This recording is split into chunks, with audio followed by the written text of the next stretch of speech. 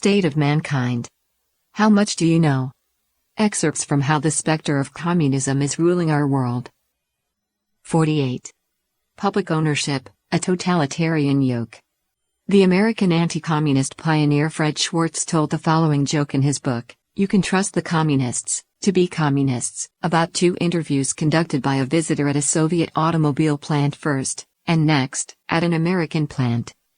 Who owns this factory? We do, they replied. Who owns the land on which it is built? We do.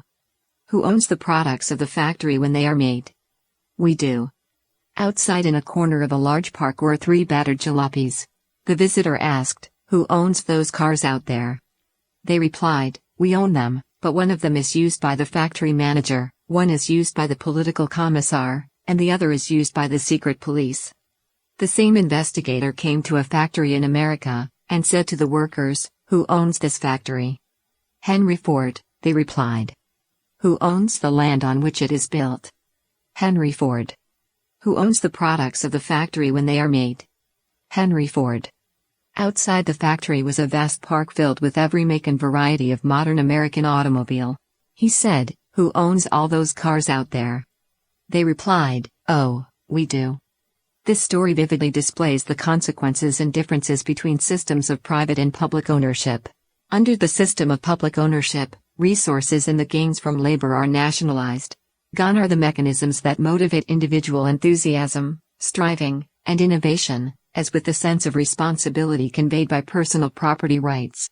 In name, public ownership means that the wealth of a country is shared by all citizens, but in practice, it means that the privileged class monopolizes resources and looks after itself first.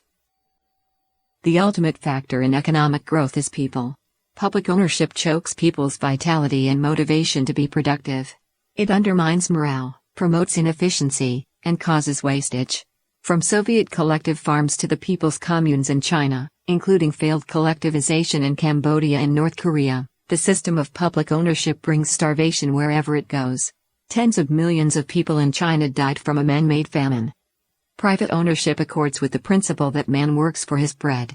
On the contrary, collective ownership violates this principle. Both evil and kindness exist in mankind. Private property allows man to develop his kind nature and encourages labor and thrift. Collective property, however, encourages the evil in human nature, promoting jealousy and sloth. Friedrich Hayek writes that the growth of civilization relies on social traditions that put private property at the center.